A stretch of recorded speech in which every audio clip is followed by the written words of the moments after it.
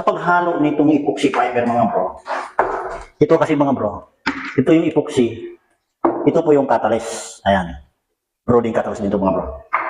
Hindi mo pwede itong biglain paghalo mga bro, lalong-lalo na kung ganito lang kalaki yung area. At hindi din ito titigas mga bro, hanggat hindi ito pahaluan ng catalyst. Yan po yung laging tatandaan yung mga bro ha. Yan, pag walang catalyst, hindi yan titigas mga bro, kahit magdamag ng hihintayin yan. Ayan. Ito naman mga bro, itong lacquer thinner, ito naman yung magpapalabnaw dito.